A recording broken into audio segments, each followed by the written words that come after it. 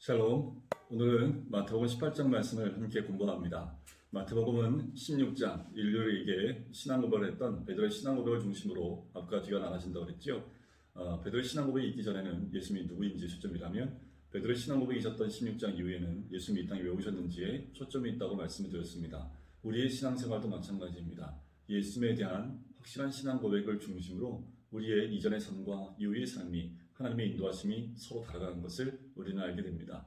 복음서도 마찬가지입니다. 이제 16장 이후에 우리 주님이 가시는 길을 가만히 묵상해 보면 우리가 걸어가야 될 길을 우리가 발견해 나갈 수 있지요. 1장부터 17장까지 장제목을 함께 복습하면서 장제목을 한번 기억해 보도록 하겠습니다. 1. 족탄, 2. 이동하는 동방 목사, 3장이죠. 세례 요한입니다. 4장은 시험이죠. 5장은 팔복이었습니다. 6장은 육을 위한 주기도문이 있었죠. 7장은 황금치라는 장, 황금률이 나옵니다. 8장과 9장은 10개의 이적이 각각 기록되어 있고요. 5개씩. 그리고 10장은 여는 장이죠. 파송설교입니다. 전도문을 열어야 되니까 10장에 기록되어 있습니다. 파송설교. 11장은 세례 요한이 일일이 질문하는 장, 세례 요한의 질문입니다. 12장은 시비거는 장입니다. 안식일 논쟁이지요. 13장은 천국 열쇠가 기록되어 있습니다. 천국 열쇠. 13장 천국 비유입니다. 14장은 식사하는 장이죠. 성경의 복음서에 유일하게 네 군데 다 나와 있는 이적입니다. 오병이어 사건입니다. 15장에는 이렇게 되었죠. 손 씻으시오. 정결법 논쟁입니다. 제자들이 들어가서 손을 씻지 않고 음식을 먹는 것 때문에 논쟁이 일어났지요.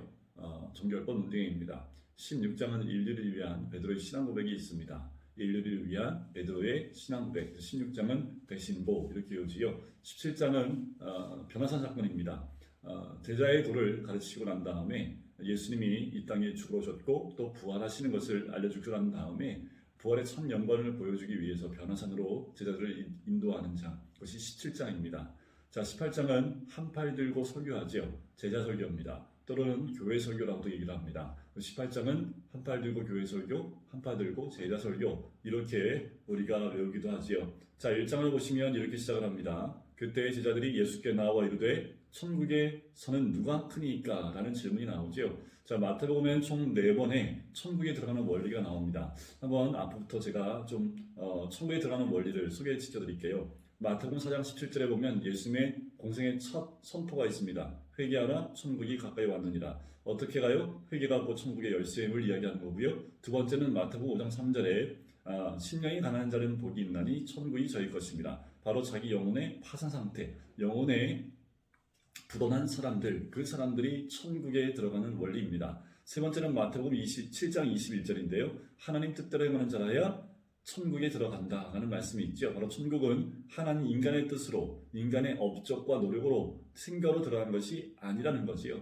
하나님 뜻대로 행하는 자라야 들어갈 수 있는 것. 자, 네 번째는 오늘 본문에 나옵니다. 어린아이와 같이 자기를 낮추는 자, 바로 그런 자가 천국에 들어갈 사람이다. 들어가는 원리가 나오죠. 겸손한 마음의 상태가 곧 천국의 열쇠임을 이야기해주고 있는 겁니다. 자, 천국에서 누가 크냐고 물어봤더니, 자, 3절에 뭐라고 얘기하냐면 예수님이 진실로 너희에게 이르노니 너희가 돌이켜 어린아이들과 같이 되지 아니하면 결단코 천국에 들어가지 못하리라.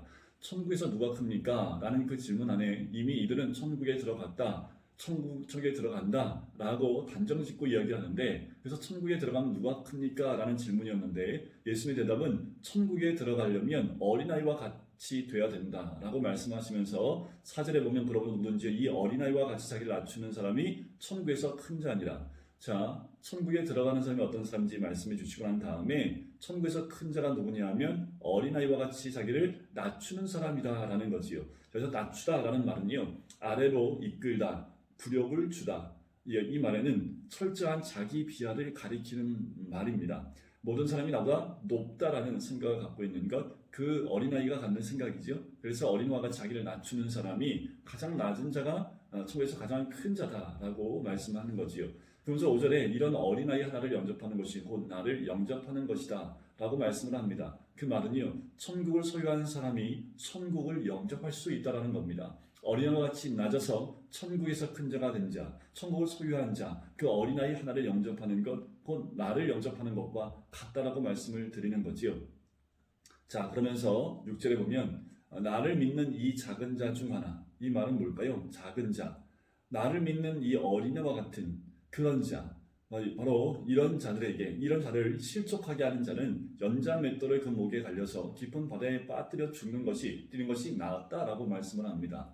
그래서 연자 맷돌은요, 우리가 알고 있는 그냥 맷돌이 아니라 이때 당시에 나귀가 끄는 이 연자 맷돌입니다. 무게가 대략 한 1톤 정도가 돼요. 그 연자 맷돌을 목에 걸고 바다에 빠지면 어떻게 될까요? 다시는 올라올 수 없겠지요. 실제로 이런 형벌은 유대인 법률에는 없습니다. 왜냐하면 유대인들은 바다에 빠져 죽는 것은 하나님께 저주받은 것이었기 때문에 이런 법률은 없어요.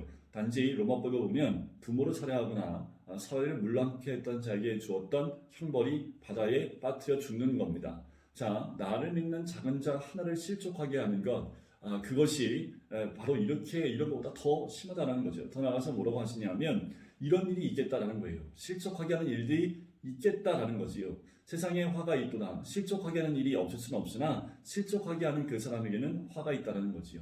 여러분, 지금 이 시대 우리가 꼭 기억해야 될 말씀이기도 합니다. 한 영혼을 어린이와 같이 천국을 소유한 자를 실족하게 하는 것은 바로 이와 같다라는 거지요. 그러면서 만일 내 손이 내 발이 너를 범죄케 하거든 찍어내 버리라는 겁니다. 그것을 가지고 영원한 불에 던져지는 것보다 낫다라는 거지요. 그러니까 뭐예요? 실족하게 하는 모든 것들을 끊어야 된다는 겁니다. 단호한 거죠. 돌이키라는 겁니다. 어린애와 같은 마음을 가진 사람은 어린아이를 영접하지만 그런 마음을 상실한 사람은 실족하게 된다는 겁니다.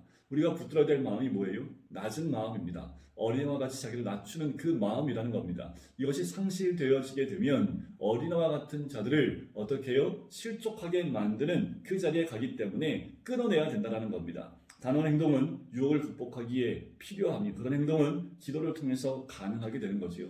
여러분 깨어 있어야 됩니다. 이 시대에 우리가 어린이와 같이 나는 천국을 소유한 자가 되지 못하면 우리는 동일한 그보다 천국을 소유한 사람을 실족케 하는 자리에 갈 수 있다는 거지요.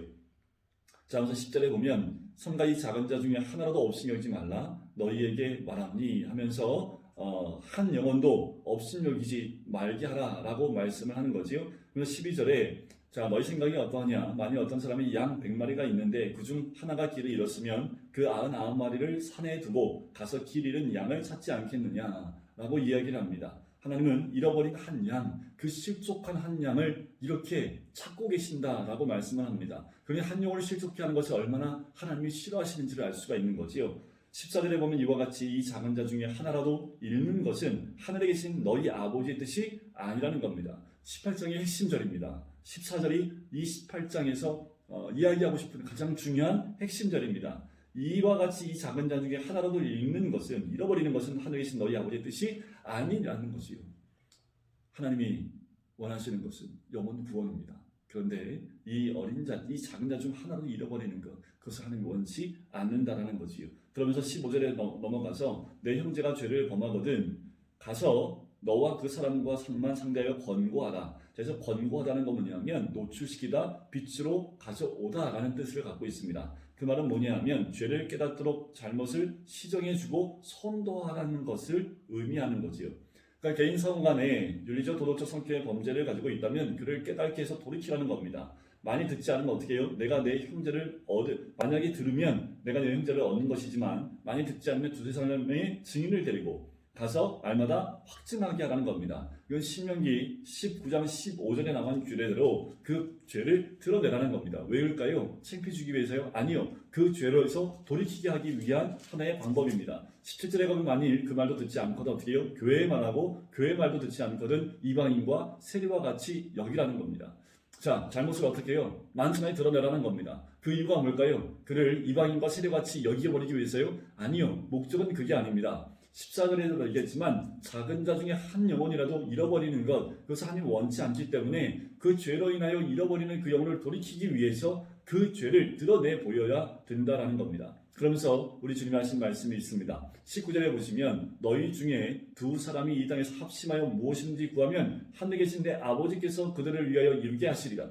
자, 여러분 이 말씀을 딱 떼놓고 보면 기도의 메시지만 부각될 수 있죠. 너희 중에 두 사람이 땅에서 합심하여 무엇을 구하든지 하나님 들어주신다는 겁니다. 하지만 앞에 있는 내용을 이어서 보게 되면 한 영혼, 그 영혼을 위해서 두 사람이 함께 합심하여 그 영혼을 구원하기 위해서 기도하면 하나님이 들어주신다라는 거지요. 20절에 두세 사람이 내 이름 모인 곳에 나도 그들 중에 있느니라 라는 겁니다. 두세 사람이 모이는 이유가 뭐라고요? 각자의 소원을 위해서요? 자신의 목적을 이루기 위해서요? 아니요. 앞에 나온 그 잃어버린 영혼을 위해서 두 사람이 합심하여 기도할 때 내가 그들과 함께 한다는 겁니다. 교회의 공동체의 모임은 여기에 있습니다. 한 사람이 죄로 인해서 하나님을 떠나버리고 실족해 나갈 때 그것을 그냥 내버려 두는 것이 아니라 그를 돌이켜 주님께로 인도해야 되는 것이 우리의 본분입니다. 그리고 그가 돌이키지 않았을 때는 주님 앞에 더욱 간절함으로 두 사람이 모여서 주의 이름으로 모일 때에 주님이 함께 하시는 놀라운 역사를 경험하고 주님이 들어주시겠다라고 말씀을 하는 거지요. 이 시대도 마찬가지입니다. 잃어버린 한 영혼, 그들을 돌이키기 위해서 우리가 해야 될 것은 그들을 주님께로 인도할 뿐만 아니라 두세 사람이 그를 위하여 간절히 기도하는 그 기도의 모임들이 우리의 소그룹 가운데 있어야 된다는 겁니다. 우리의 소그룹은 작은 한 영혼을, 실족한 영혼을 돌이키게 하는 것, 그들을 위하여 간절히 기도하는 것, 그 영혼을 구원하기 위한 것, 그것이 우리 공동체의 하나의 목표가 되어야 되는 거지요. 그렇게 두세 사람이 모였을 때 성령께서 또 우리 주님께서 함께 하십니다. 그때 베드로가 나와서 묻습니다. 주여, 형제가 내게 죄를 범하면 몇 번이나 용서하여 주리이까? 7번까지 하리이까? 라고 얘기합니다. 이때 당시에 랍비가 죄를 3번만 용서해줘도 굉장한 사랑이다 라고 치부했던 때가 이때입니다. 근데 베드로가 뭐예요? 7번까지 용서하리이까? 이렇게 하면 칭찬받겠다 생각을 하는 거지요. 7번까지 용서해 주는 것은 이들의 율법 가운데에도 굉장한 용서의 모습입니다. 근데 예수님이 이렇게 얘기하시죠. 7번을 70번까지라고 할지라 77에 49, 490번을 용서라는 그 숫자적인 의미가 아니라 끝까지 용서라는 겁니다. 끝까지. 자, 그러면서 천국은 하면 성급비가 나오죠. 그 종들과 결산하려 하던 어떤 임금과 같다. 천국이 그와 같다라는 거예요. 자, 결산할 때 보니까 10,000달란트 빚진 자 하나를 데려옵니다. 여기서 10,000달란트는 우리 지금 현재 돈으로 얼마 정도 하는지 좀 말씀을 드려볼게요. 자, 1만 달란트, 1달란트는요, 6,000데나리온인데요. 1달란트가 6,000데나리온인데, 1데나리온이 남자 하루의 노동값입니다. 그것을 하루를 10만 원으로 책정을 한다면, 이때 당시에 1만 곱하기 6,000데나리온이니까 1만 곱하기 6억 원이 되겠죠. 1만 곱하기 6억을 곱하면 어떻게 돼요? 6조 원이 됩니다. 어떻게 6조 원을 빚을 수 있습니까? 임금한테. 그 금액의 크기가 어마무지하지요. 자, 그때 당시 이스라엘이 로마에게 바치는 세금이 800달란트였습니다. 그런데 여기서 1만 달란트를 빚었다는 것이 상상할 수 없는 금액을 빚을 지게 되지요. 주인이 명하여 다 볼모로 잡아서 다 갚을 때까지 잡아두라고 얘기합니다. 그 종이 간절히 구하지요. 좀 갚겠습니다. 나를 불쌍히 여겨달라고, 놓아달라고, 탕감해달라고 합니다. 그래서 주인이 불쌍히 여겨서 그 빚을 탕감해 줍니다. 근데 나가다가 그 종이 자기에게 100데나리온 빚진 동료를 만납니다. 자, 1데나리온이 얼마예요? 10만 원이라고 한다면 100데나리온이 얼마예요? 1,000만 원입니다. 자, 자기에게 1,000만 원 빚진 자를 잡아다가 용서하지 않고 어디요? 감옥에 넣어버립니다. 그때 이 동료들이 그것을 보고 임금에게 가서 얘기를 해요. 그랬더니 임금이 그를 다시 불러오게 합니다. 32절에 뭐라고 합니까? 악한 종아, 내가 빌기에 내가 내 빚을 전부 탕감하여 주었는데 너도 네 동료를 불쌍히 여김이 마땅하지 않느냐 하는 거지. 한 영혼에 대한 지금 메시지가 계속 연결이 됩니다. 18장의 마지막은 용서에 대한 메시지이지요.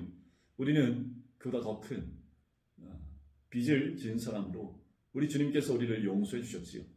이 빚을 탕감받은 우리가 용서하지 못할 것이 무엇이 있습니까? 한 영혼을, 실족한 영혼을 구원하기 위해서 우리가 못할 것이 무엇이 있습니까? 우리는 다 1만 달란트 빚진 자와 같이 큰 빚에서 탕감받은 사람들인데 이 땅에서 우리가 용서하지 못할 그것이 무엇이 있겠습니까? 근데 정말 중요한 건 뭐냐면 36절입니다. 너희가 각각 마음으로부터 형제를 용서하지 아니하면 나의 하늘 아버지께서도 너희에게 이와 같이 하시리라. 용서를 어떻게 하라고요? 마음으로부터예요. 용서를 겉으로만 하는 것이 아니라 마음으로부터 완전히 탕감해 주는 거지. 마치 임금이 탕감해주고 보내주고 자유함을 주었다는 것처럼 그 이후에 임금이 괜히 용서였어 하고 마음에 힘들어하는 것이 아니라 기쁜 마음으로 그의 빚을 탕감해 준 것처럼 우리 주님은 마음으로부터 형제를 용서해야 된다라는 겁니다. 그러면 아버지께서도 그와 같이 하겠다라고 말씀하시는 거지요. 여러분, 우리가 하나님의 은혜를 받고 누리고 살고 있다면 그 은혜를 나누는 삶이 우리의 삶이 되어야 됩니다. 특별히 이 코로나 시대에 하나님이 받은 그 은혜를 함께 나눌 절호의 기회 아닙니까? 우리 주변에 또 하나님의 사랑을 나눌 수 있고 은혜를 나눌 수 있는 것이 분명히 있을 겁니다. 그 은혜를 나눌 때 하나님께서 우리에게 부르신 그 은혜가 흘러가서 또 한 영혼, 그 작은 자를 하나님께로 인도하는 또 하나의 도구로 우리가 사용되게 될 줄 믿습니다. 우리가 이렇게 교회의 설교와 또 제자 설교를 통해서 우리가 어떠한 삶과 어떠한 제자의 모습이어야 되는지를 우리에게 말씀해 주고 있는 거지요. 큰 자가 되기 원하십니까? 천국에서 큰 자가 되기 원하십니까? 어린이와 같이 자기를 낮추는 사람이 천국에서 큰 자입니다.